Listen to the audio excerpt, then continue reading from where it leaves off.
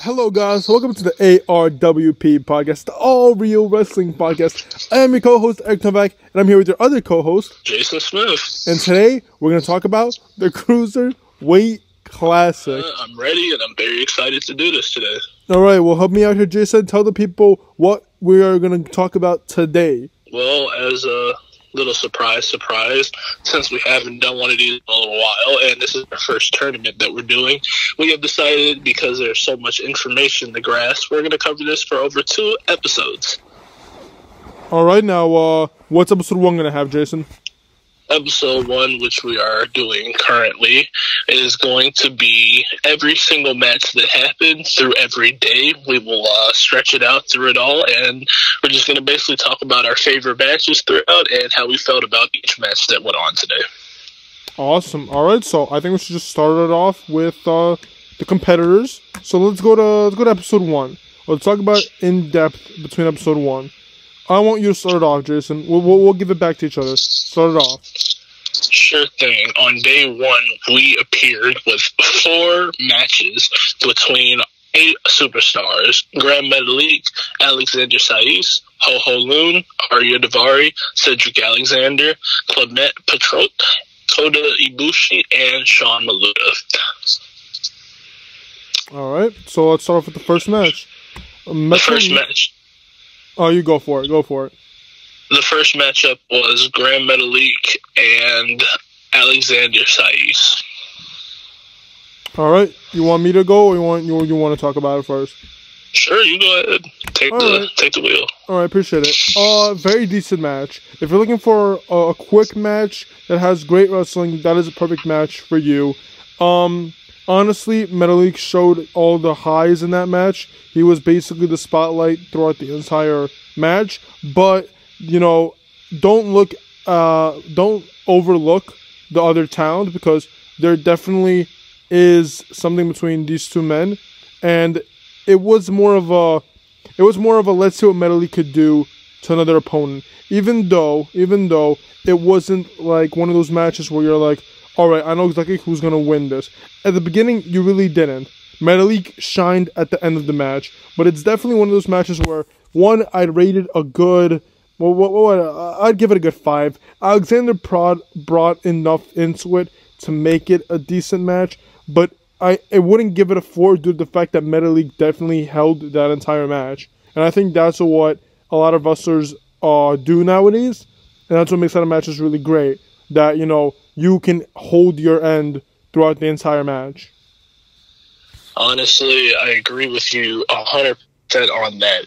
It wasn't anything special. I mean, most of the first round matches weren't as high as, you know, people would really think it. And I mean, I rated the match 5.5 out of 10.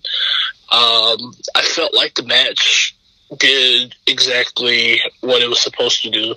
It set it off how basically the Cruiserweight Classic, all the first round matches were going to be kind of slow paced and showing exactly what skills each person had. When Grand Metalik, you know, he did a whole bunch of flying things, Topcon Hilo, Swantons, elbow dives. Sais, he pulled a little bit of weight, you know, did a good couple of grapples and shooting star presses off aprons, and they brought it in, and was very happy about that match.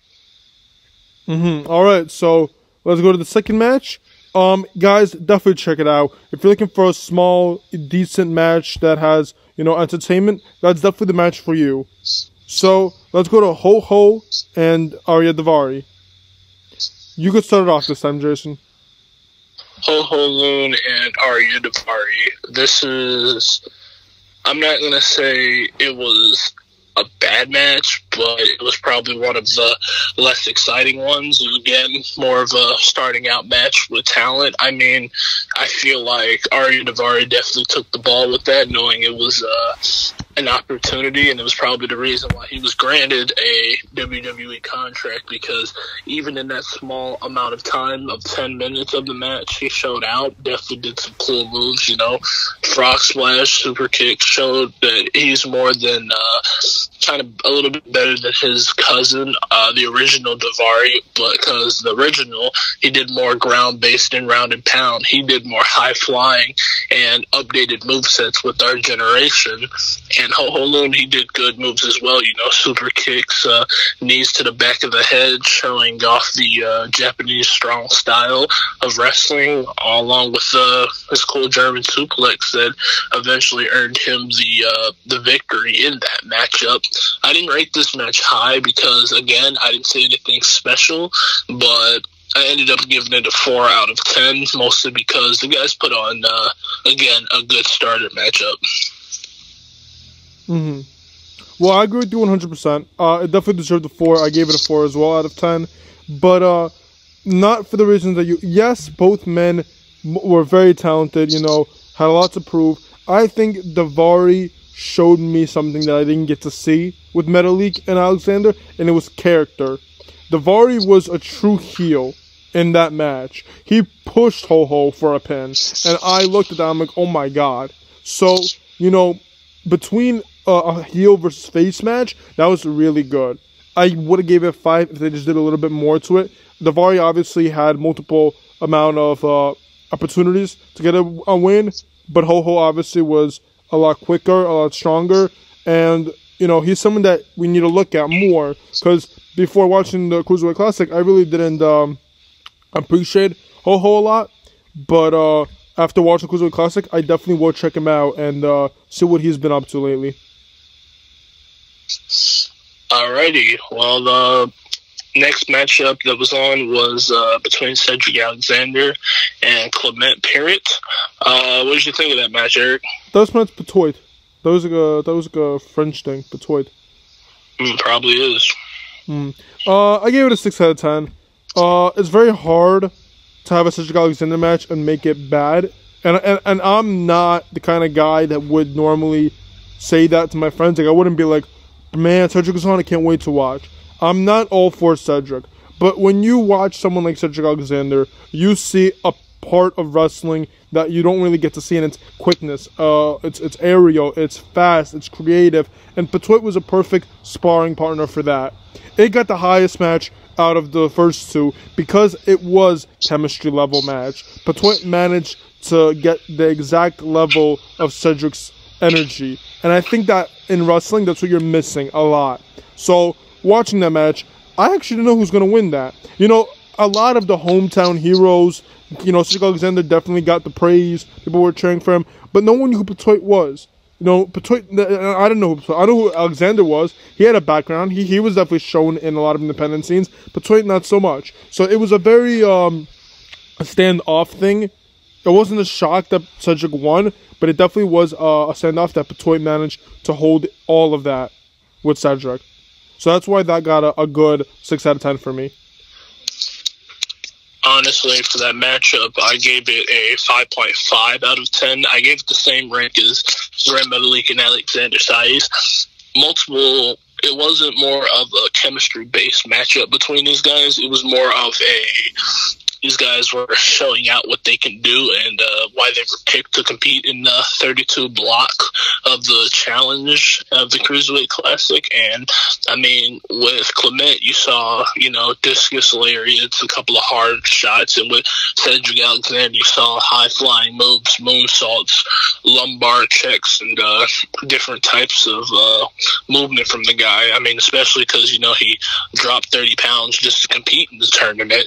You saw how he was using with that new weight and what he could do with it, all the possibilities that he had with coming into it. I feel that wasn't the highest rating as the next match that we're going into, which was Kota Ibushi and Sean Maluda, which I eventually gave a 6 out of 10. I gave that match a 6 out of 10 mostly because Kota Ibushi obviously held up the match, but it's one of those matches where you can see something in somebody, which eventually Sean Maluda did get a NXT/Evolve contract, which is making him a higher star than he is now currently, and I feel like that match was actually pretty good by both men, especially with Ibushi selling and getting the crowd hyped up for day 2. What did you think about that main event between Ibushi and Sean Maluta? It was definitely a main event. So, when I look at the match, there are 3 things I look at, and that's something I noticed with you. I look at, the type of the match, type of the energy the crowd has, and the people in the match. So, looking at the people in the match, something like Kota Ibushi, people knew who Kota Ibushi was coming in. People were going crazy over Kota Ibushi. Sean Maluta, not so much. So watching that match, being like, okay, Kota Ibushi's definitely going to take the win, but at least I could see what Sean Maluta could do in that match. And, I'm not saying anything bad.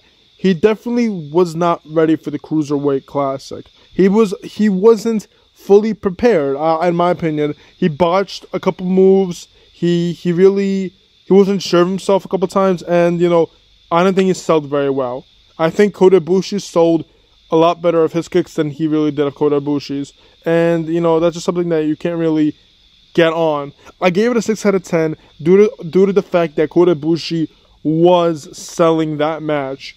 Sean Maluta, you evolved to a phenomenal talent at NXT, but right now at that moment at 2016, that was not your year. You had a lot to you weren't ready, you had to really look at yourself and come out a different person in that match. And it's the fact that I didn't think his character was entertaining. Your backstory was every other Samoan and not you. We just got to see The Rock, Roman, and the Usos. We got to see videos of them. And you saying, I'm Samoan, that's why I'm here. You came in here with a blank story, and you left with a blank match. Definitely a true statement, because we did watch all the promo packs before that, and we did see everybody else other than him, and he did talk about his background of being Samoan. But with Kota Ibushi, you saw a whole bunch of places that he's wrestled besides WWE. We've seen Evolve, we've seen Ring of Honor, we see all those other companies in the packages, and I kind of feel why that's why everybody was kind of against him in a way, because he honestly didn't really put anything forward into it about his character. But with Ibushi, he was trying to hype up the fans, get them motivated, and get everything. So I can definitely see why you would feel like, I felt the same way why Ibushi held up the match the whole time. Yeah, man, it just, 6 out of 10 was me being generous. 6 out of 10 is me giving it to Ibushi and not Sean. But like I said, Sean had a lot of growth and improvement throughout 2016 to 2020, and you could see him now in NXT, and we'll talk about more of that, to come. But he definitely did change up a lot about himself. But it wasn't a bad match. I don't want anyone to get the credit where it's like, oh, I'm not going to watch it because it was a bad match. It was not. I got a 6 out of 10. It just wasn't strong on Sean Maluta's side. That's all I'm going to say to that point. Honestly, I agree. When we get into the part 2 video, we'll definitely explain more about that. Well, it's time to dive into day 2. Day 2 had, again, 8 people, and the 8 people that competed was Tajiri, legend in WWE, Damian Slater, TJ Perkins, The Mac, Lindsay Dorado, Ali, Akira Tozawa, and Kenneth Johnson. Let's dive into the first matchup. Tajiri and Damian Slater, 2 different sides. You got a guy that's been in the game since at least the 1990s, and then you got Damian Slater, a rising star at that time. What did you think about that match, the opener for day 2? Back in 2016, I started watching wrestling in 2015. So I didn't really know who Tajiri was. I don't know that he was a legend, and I didn't know who Damian Slater was. So as I'm watching this back in 2016, I'm thinking, okay, I don't know who any of these guys are. Let's see what they could do. Obviously, Tajiri gave me, the wrong look. I was like, this guy looks like he's old and limping, and he's got a weird gimmick, looking at the guy funny. I wasn't all for it. Now that I'm a true wrestling fan, now that I watched it again recently, and I know who both men are, I honestly think Damian Slater wasn't ready either. I watched Damon Slater's recent matches lately, and he definitely improved in talent. He's a rising star in Australia. He's been winning awards, but I'll get more into that later. Tajiri, same thing. He left and he got some good gold, but at the time, I didn't know Tajiri was a legend, and then watching it now, knowing he's a legend, it was just an easy win. Damon Slater made a fool out of himself in that match. They wrote technician. He didn't do any technitional moves. It's the point where it's like you got a guy that's a crowd pleaser, and then you got a guy that's all for the work. And you could tell who took it seriously and who didn't. And even though it wasn't Damon Slater's choice to be that character, WWE just gave him the, hey, you're the jobber, and that's what this says. Honestly, when I was looking at that match, in some point I can agree with you, and some I can't. The whole persona thing was definitely kind of thrown at Damon Slater, but I feel like maybe he could have did a lot more in the match. Like you said, they did put technical on the board, before they did it with the tail of the tape. I mean, you didn't really see any technical at all. You saw more of a striking and ground pound sort of wrestling in there. But with Tajiri, obviously you saw strong style strikes as usual, as you would expect from him, but at a fast pace with other technical prowess, doing the tarantula and getting out of moves so much easier and basically wrapping up this kid. If you would, I would honestly put in this match, it was a jobber automatic one. Even if you did know Tajiri like that, yeah, it was definitely that match. That's why I gave it a 4 out of 10. Honestly, wasn't good. I hear you. I agree 100%. It wasn't a good match. But I think as time happened, other wrestlers involved, and same went for both men. Definitely Damien Slayer is doing a lot better now, especially on the indie scene. His moveset has gotten a lot more evolved. And Tajiri is he's still working some events, taking it easy, but basically doing what he was doing back then, just working events and still keeping his name out there. Next matchup is TJ Perkins and the Max. My honest feelings about this match is one guy basically did all the work and the other guy was there to showboat, and it was clearly obvious from the get-go that it wasn't obvious who was going to win at first, but as the match went in, about 5 minutes in, you got one guy stretching, doing moves that are amazing and literally showing why he was one of the really, really good guys and one of the guys to win the tournament. And then you had another guy that was doing a moonwalk. Honestly, didn't see much for the match. I gave it a 5 out of 10, and the only reason I did that was because TJ Perkins held up the whole match. It was basically the Kota Ibushi, Sean Maluta thing back and back. TJP held up that match on his own, and he showed why I like the guy. And honestly, with DeMac, I wasn't impressed at all with him. What do you think? So going back to Slater and to Jerry, I gave that a 3 out of 10, and to TJ Perkins and the Mac, like I said, there's 3 ways I look at it.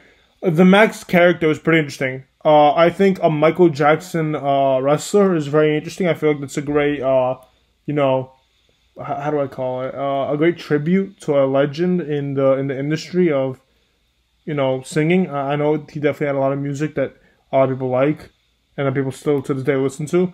So it was a good tribute. And like I said, this is all WWE creative. I honestly believe he was a jobber and he was meant to lose, and that's basically what it was. He showboated, he got the crowd somewhat dancing along just so TJP can put him down. Now, in a match like this, for me, it got a 5.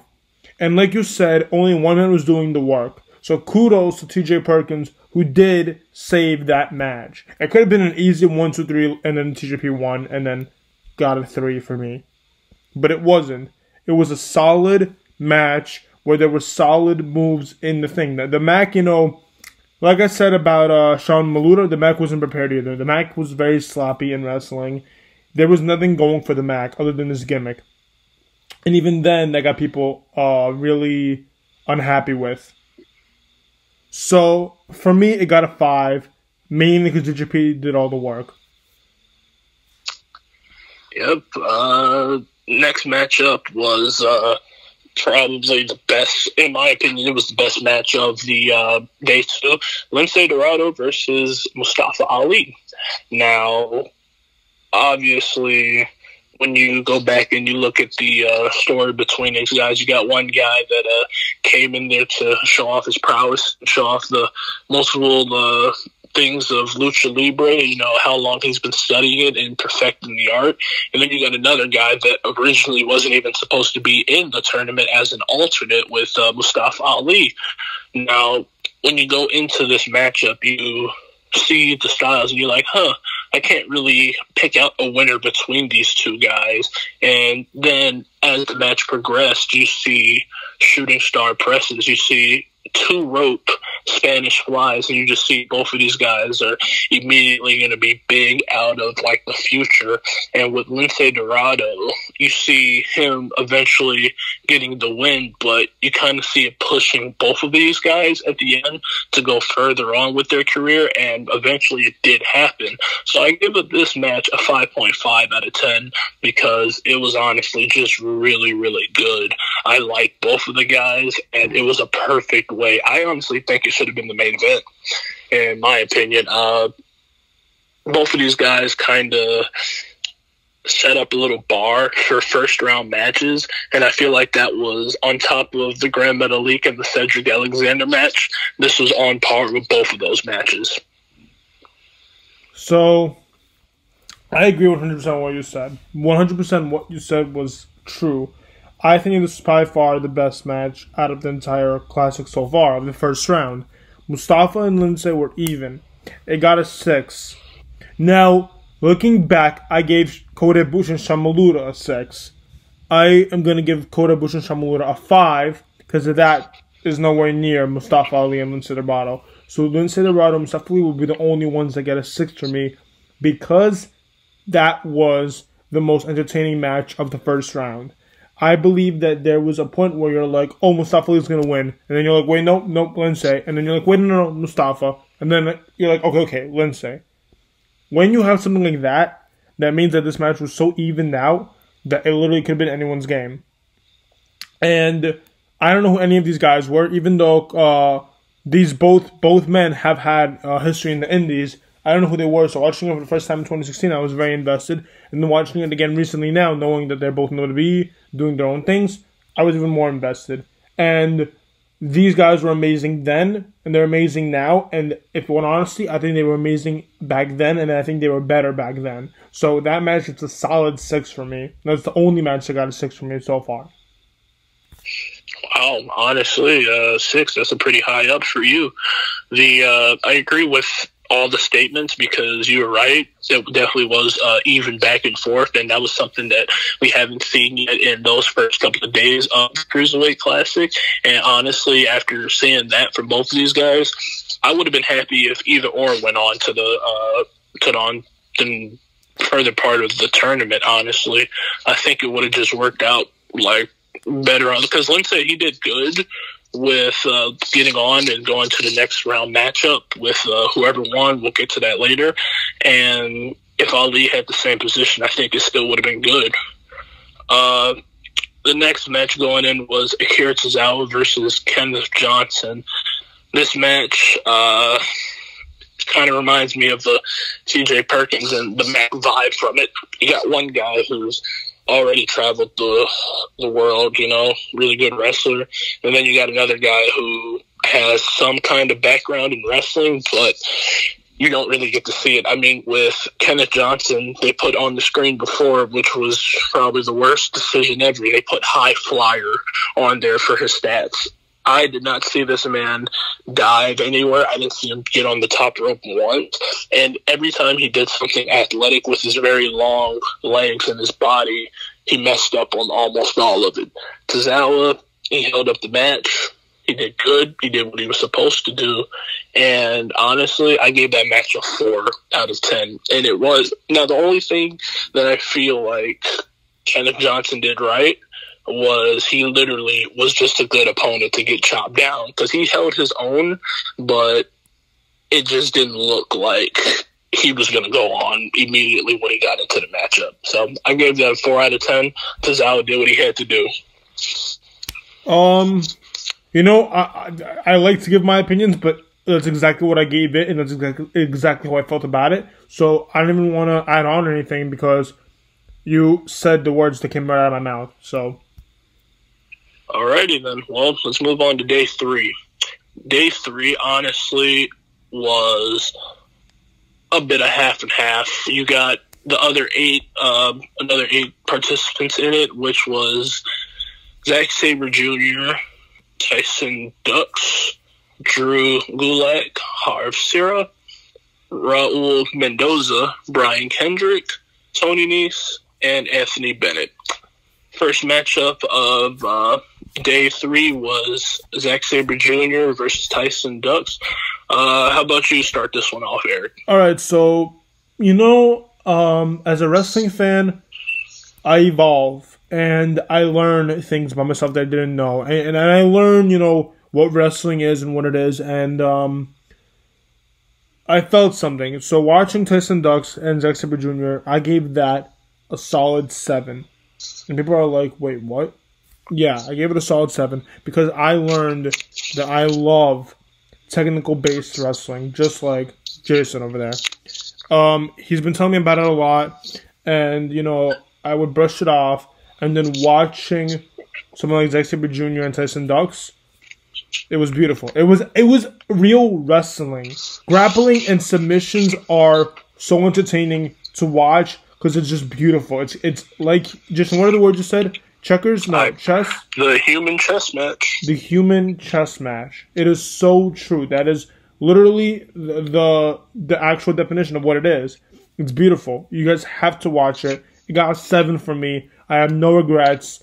I fell in love with that match. Honestly, when it came to that matchup, I feel like a lot of people looked down on it because when you go in, Zack Sabre Jr. was basically at that time at the highest that not the highest he'll ever be, but the highest that was for now, if you know what I mean. The thing with Zach and Tyson Dux, this goes for him too. Both of the guys did exactly what they were supposed to do. They put on a classical technician match, not to over show their abilities, but to give them a taste of how that's going to be throughout the tournament, because this was the first technical matchup of the tournament, and it just went by so smoothly between these guys. And I feel like Zach not only brought what he was already going to bring, but Tyson Dux, he brought it as well, did a whole bunch of technical moves, was able to do escapist type moves and able to do arm submissions, leg submissions, and target multiple things of the body and just make it look so smooth, as well as Zack Sabre Jr., because you can't say it was a match where it was one-sided. I can actually say that the ring was cut in half between these guys, and it was probably the best. And I'm not going to say it's the best first-round match, but it's definitely in the top 3 of the first-round matches. Mm-hmm. No, yeah, yeah, I definitely agree with that statement very well. It's definitely, it's definitely the type. I get emotional. I get emotional because we don't get that wrestling anymore. We don't. It's very hard to find people that give us that wrestling. Do you agree? Honestly, I mean, the last 3 people that actually use the technician wise, in every matchup, would be Zack Sabre Jr., TJ Perkins, and then the third would have to be Jonathan Gresham. Those guys are the only ones that use that as a platform. It's not just the on-the-side thing that they learned. It's just the main style of wrestling to them. Yeah, that's what it is. And I think I clearly gave that match my rating. I think I clearly told people why the match was amazing. I don't know what Tyson Dux was at the time too, so watching Tyson Dux for the first time, getting to Zack Sabre Jr.'s level, making Zack Sabre Jr.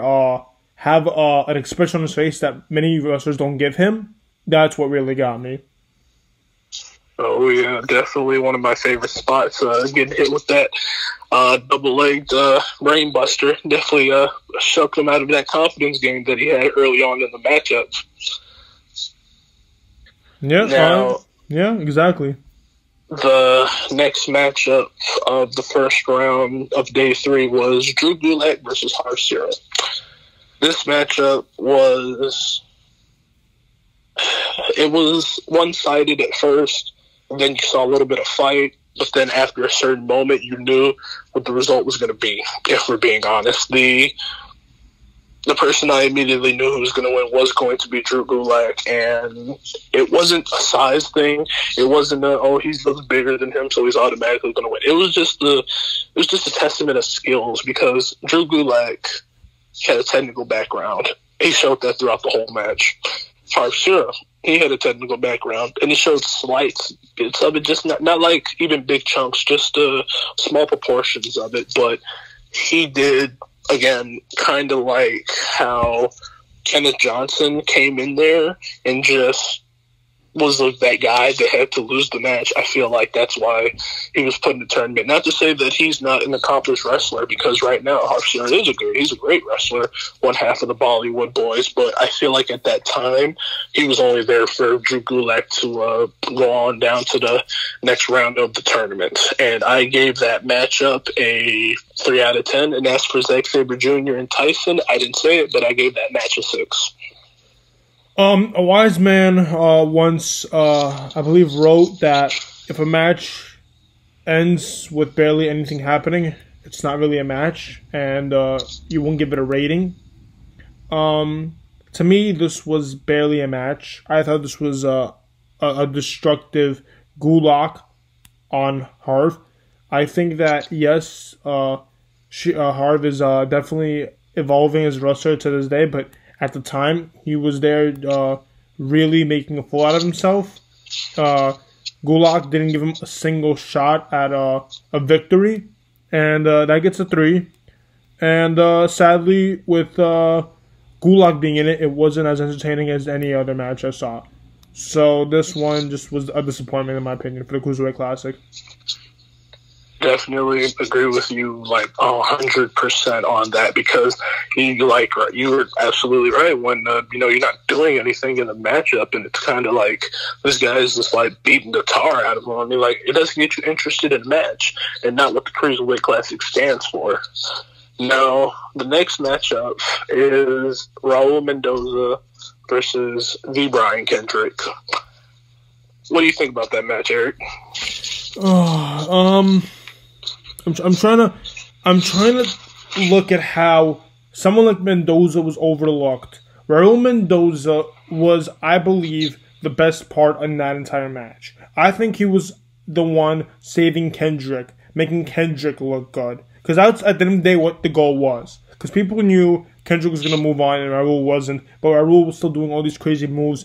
So the fact that Raul was injured, I think I didn't know this until watching it, so if anyone doesn't know this, Raul had braces at the moment, and something happened in the beginning of the match, not even in the middle, at the beginning of the match, where he literally broke the brace or something, and there was blood coming out of his entire mouth.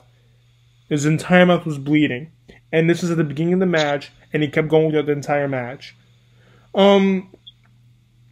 It gave me the wrong feeling, because it gave me,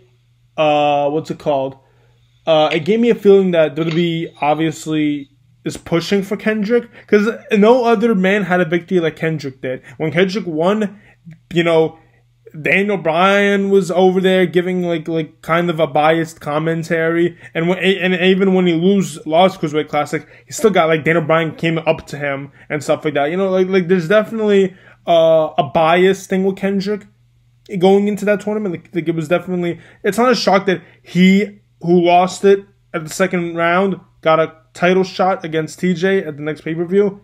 Like if you really think about it, there was definitely some controversy going on there. But I'm just going to be butthurt about it because Raul Mendoza was definitely holding that entire match, and he should have won. That match, because of Raul Mendoza, gets a 5 for me. But that's pretty much it for that match. Honestly, I feel the match was it was originally planned for it to be one-sided. It was kind of obvious in the beginning, but as the match progressed, Raul Mendoza did something that most people in the tournament, especially in the first round, could not do.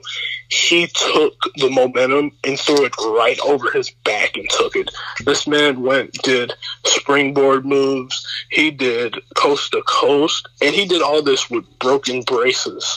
That is very hard to do, especially when it was only 3 minutes into the matchup. That honestly takes balls and guts from that kid, and he honestly took it and did everything he had to do with it. I gave the match a 5.7 out of 10. I feel like him losing wasn't the best idea, but for Brian Kendrick, seeing how he just came back, it was a good business move. But however, if we could redo the match and honestly get some creative on that, Raul Mendoza definitely should have took the victory. But I will not take anything from Brian Kendrick because he definitely showed why, he didn't lose a thing and why he is one of the best trainers around in professional wrestling. And I think he pulled off a good matchup. Interesting. And the last match of day 3 was Tony Nese versus Anthony Bennett. What do you think, Eric? How do I say this? Anthony Bennett was a young talent going in this. He was not known like Tony Nese was. He didn't have enough experience Tony Nese did, and he was a clown. And his gimmick was a clown. But, it's a real game. It's a real game that, you'll lose the game. Bennett did not have the crowd's reaction. Bennett did not steal the show in any way. Bennett just showed that he was not ready. I don't know where he is now. I will find out soon enough what he's been doing, where he's been up to. But at that time, he wasn't a person that I took seriously. And sadly, he got injured. If you rewatch it, he kind of got into a coma. He was out for the whole end of the match, where Tony Nese was up on the rope and he's like, do I hit this? Do I not hit this? And, you could tell something was wrong. You could tell that there was something wrong with that match. And it's because he wasn't ready to be in the ring with Tony Nese to begin with. That match gets a solid 3 because it just wasn't a good match. It really was. You'll watch it and you'll be like, oh, this match. Sadly. Honestly, with that match, I would have been really disappointed if Tony Nese lost. Like, Anthony Bennett did not put anything towards that match. The best thing he did in that match was getting pinned. It may sound harsh and it may sound really, really mean, but honestly, and then the worst part, it's already bad that, you're not having the best type of matchup, but then you're going to get, because I did do some research, and apparently what happened was he lost breath after getting slammed. He was breathing. It was a little difficult to breathe for him. So he wasn't, hurt by a concussion, or he wasn't knocked out or anything. He just couldn't have the breathing technique. And for Tony Nese to handle it like he did, to continue the match, to make it look like he meant it, even after the match, bragging a little bit, I feel like he saved the match in that type of way. I'm not going to give this match a high score like Eric. I'm giving it a 4 out of 10. I gave it a 3.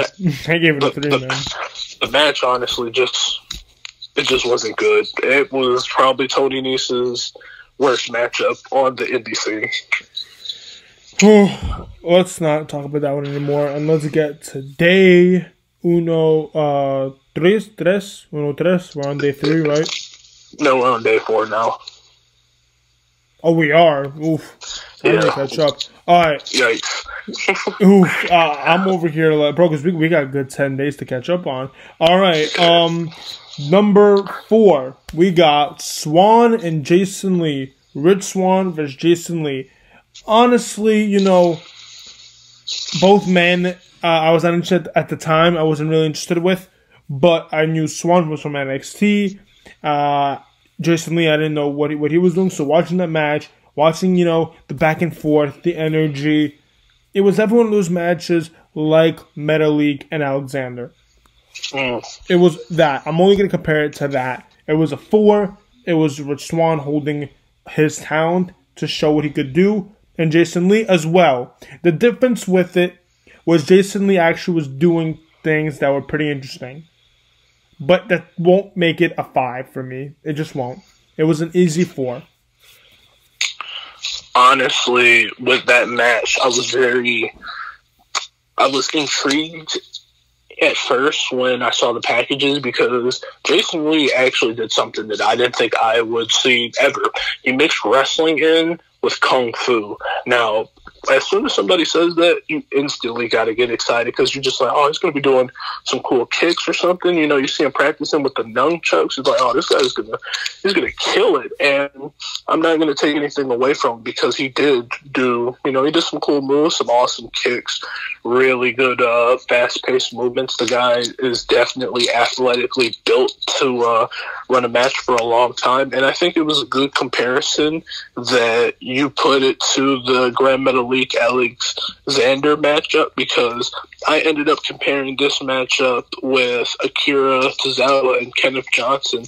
Now, of course, it was made for another guy to win because, Rich Swann at that point was already in NXT TV, but to see that the guy actually had some athletic and new movements was good. And as for Rich Swann, the guy did what he does best, awesome kicks, got the crowd pumped up, did everything he had to do, and did a move that I have never seen before.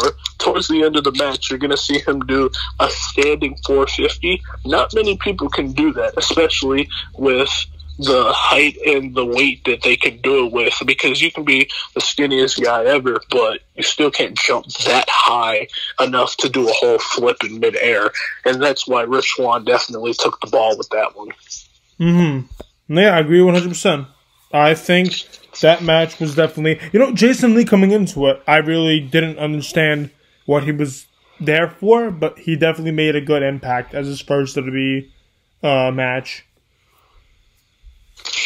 Yeah, honestly, took his opportunity, and I think he made the best with it. Yeah, I agree. All right, Noam Dar and Gaurav Shihira. Am I saying correctly? Gaurav Shihira? Yeah.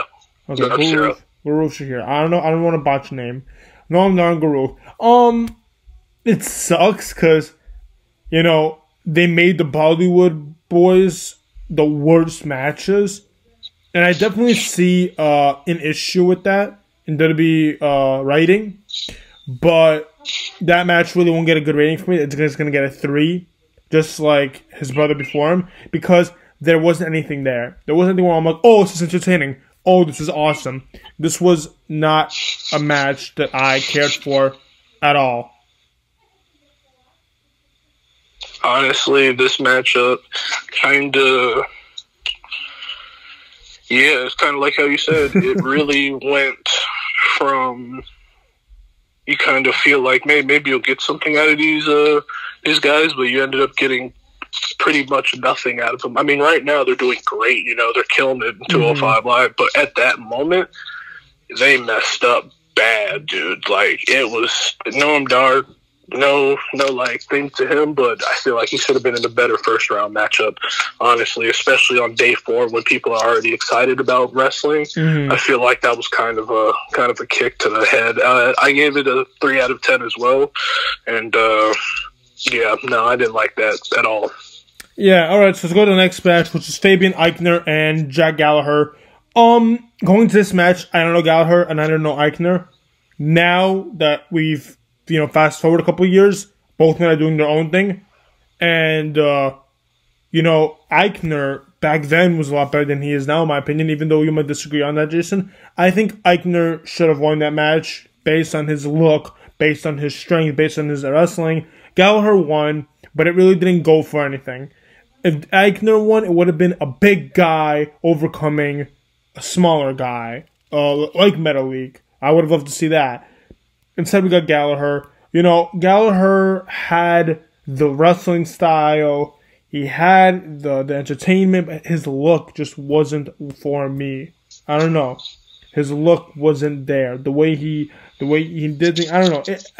I'm not going to judge wrestlers based on the way they look, but it is the fact that I wasn't selling on Gallagher enough as I was selling on Eichner.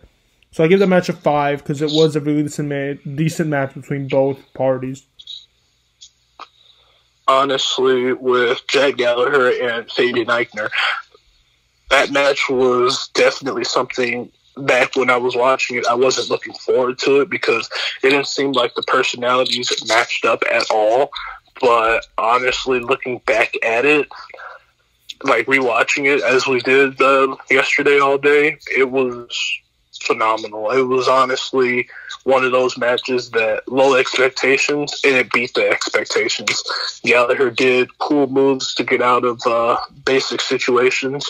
Fabian Eichner showed that he not only had strength, but he had athleticism as well, bouncing off the ropes like an actual cruiserweight. And however, I was disappointed with the end, though, because I feel like Fabian Eichner should have won after putting in so much into that matchup, and Jack Gallagher to win with the running dropkick, which I wasn't mad about Jack Gallagher winning, but I felt like Fabian Eichner deserved the victory, and I gave that matchup a 5 out of 10. Yeah, me too. Now let's get to the one that I believe will give everyone talking about, Gargano and Ciampa. So here's what I'm going to ask Jason. Don't give me your fact, don't give me your feeling about it. Give me your build-up. Give me your honest build-up to what this was and how much this meant.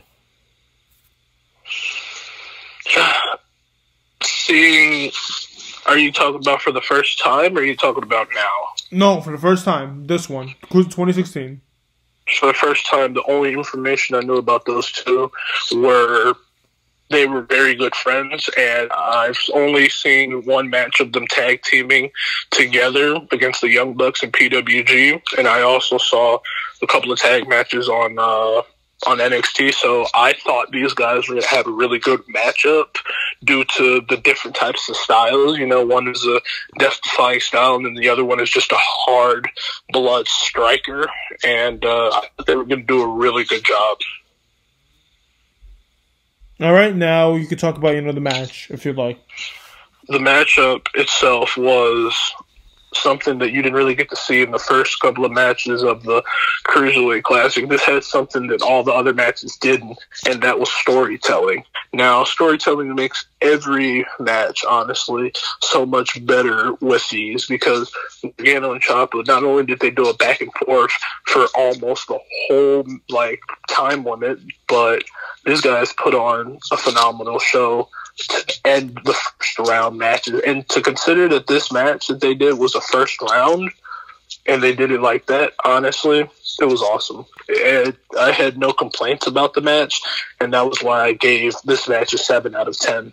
It was the best match out of the first round, and honestly, it showed that both of these guys, no matter who won, was going to make their next match in the Cruiserweight Classic phenomenal, which was Gargano, and his next match was really good. All right. For me personally, Gargano and Ciampa was definitely storytelling, just like you said, and that's what Cruiserweight Classic didn't really have a lot of. But because they did have that, it really did make that match a lot more emotional in ways. So, giving that match, I'd give it a solid 8. We got an 8 for me. And that was me being generous about it. But Gargano definitely proved that he was definitely the stronger cruiserweight, and I'm saying that lightly, the cruiserweight. And Ciampa obviously wasn't. Ciampa wasn't evolved for the Cruiserweight Classic as much as Gargano was. And I feel like the right man won at that moment and in that story. Honestly, looking back at it with that match, I feel like it was the right pick to win. However, I feel like it was too early.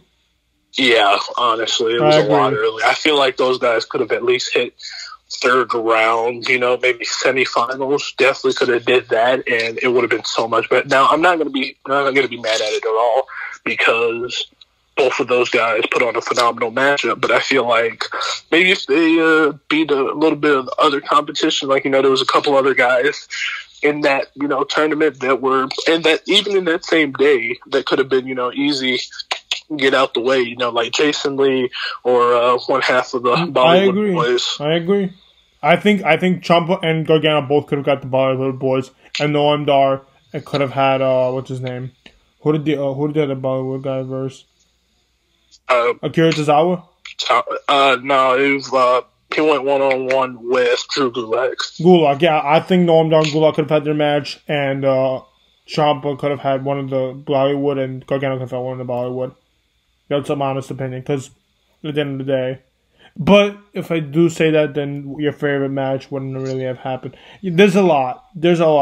I think I'm not going to say... I agree that it happened too early, but I can't say that who should have had who, you know what I mean? Right, I agree. All right, now on day 5, you can start it off, Jason.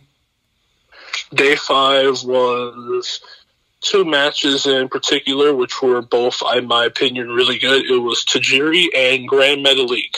This matchup was, to me, it was kind of a passing of the torch slowly, but without having to pass the torch. Grand Metalik and Tajiri put on a very, very good match. And Tajiri kind of showed that he can hang with the young bloods a little bit. And Grand Metalik just continued to prove throughout the tournament of why he can be old, young, mid-age, anybody to get to where he needed to be in the Cruiserweight Classic. He showed all the different types of moves and everything that he could hit, from moonsaults to swantons and even a little technical in the middle of the matchup. And I feel like this match was that good, so I gave it a 6.5 out of 10. What do you think, Eric? I agree with everything you said, passing the torch, but not literally passing the torch because he didn't retire. I think that there would be needed a way to give Metalik a push for the crowd, and it was a perfect match against Tajiri to give it, because the crowd really didn't connect with Tajiri as much, but he was a legend, and Metalik managed to show that he can work with quick guys, fast guys, small guys, big guys. Like Alexander was his first opponent, and it's very different from Tajiri. And Tajiri was a lot more slow-based. And I think that that was just a good show for Metalik that he can handle the ring with anybody. All right, what did you rate it at? I rated this a good, solid 5. All right. And then the last match that we are going to discuss today will be Cedric Alexander versus Kota Ibushi, a match that was actually rated 5 stars by Dave Meltzer. What do you think about this match, Eric? I don't agree a lot with Dave Meltzer, and this is one of the reasons. I gave this match a solid 6 out of 10 because... Okay, so that's how it's going to be, huh? Hey, man. You're just going to have to, go ahead and talk this out with every other person that loved this matchup. But go ahead. I don't know. I'm scared. No, I'm joking. No, so I gave this a 6 out of 10, which I don't know was a bad rating, apparently. I thought 6 out of 10 was pretty good. Decent match, since I didn't give a lot of those matches 6 out of 10. And the only match that got higher than a 6 was Gargano and Ciampa, so I'm sorry about that, Jason. But... I gave a lot of credit for Cedric, and I gave a lot of credit for Kota. Putting these men both in the match was a dream match come true, and I believe that both men showed resiliency, both men showed gratitude, and both men showed that they can handle each other in that ring. Cedric was quick, Kota Ibushi was quicker. Kota Ibushi hit moves, Cedric managed to be quicker. The chemistry level was on fire. This was a level of chemistry like I would give not Ricochet and Will Ospreay, but more to people like Ospreay and Zack Sabre Jr. Their chemistry level with Kota Ibushi and Cedric Alexander's chemistry level. It was quickness, it was agility, it was grapple, it was offense, it was kicks. It was just all over the place. And that's what made it a great match. In the semifinals, it was a decent match. It definitely, and here's the good thing about it. Dave Meltzer gave it the 5 stars. I didn't do that, but I did see an evolve. They both evolved from their first round to their second round. They both managed to get better against one match. So that's what shows improvement to me. That's what shows wrestling to me. That if you can have a balanced match at the beginning and then get a better match in the second round and then go better and better and better, that's what proves something to me. And Cedric, even though he didn't make it, he definitely showed an awesome moment for the Cruiserweight Classic. Honestly, your explanation is really, really good. I feel like that this match honestly took the ball, especially for semi-final matches, because this one went in on all levels. As you said, quicker. One guy is fast, one guy is faster, one guy is hungrier than the other guy, and I gave this match an 8 out of 10 because this match was just honestly that good. I mean, you got Ibushi, who is fighting out this so he can extend his already really grown talent list of everywhere he's wrestled and how good he is. And then you got Cedric Alexander, who worked his whole life to get to where he was, where he wants that goal to be remembered as the guy from, Charlotte to just put his name on the map, honestly. And then you got them fighting for a good at least 14 minutes, strike for strike, just to end up with Cedric apparently, he came up short against Ibushi, but at the end got a rousing kind of chant that started the whole sign him program, because at the end, when you get every fan to chant, please sign Cedric, and then have Triple H come out, wave to the fans and say, yep, you got it, that honestly is what sets that match definitely from the other, because for nobody else, there wasn't a please sign him thing, and there wasn't a thing, but that's what started for all the other tournaments that went later on in the round, not only for this tournament, but for both of the Mae Young Classics with Mia Yim, because she got the same rousing applause for that, and it happened again.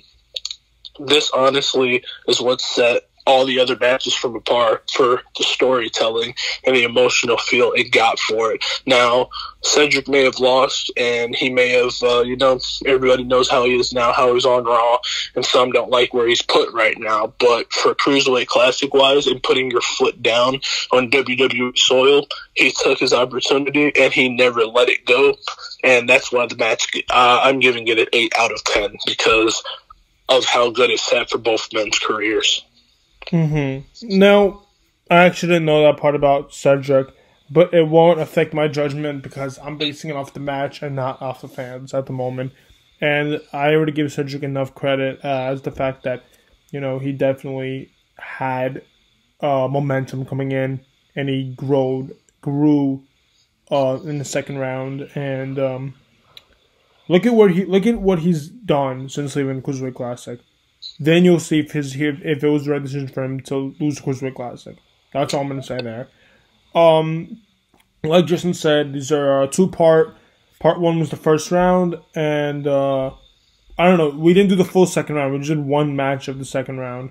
So, what next 5 episodes we'll get to at the second part.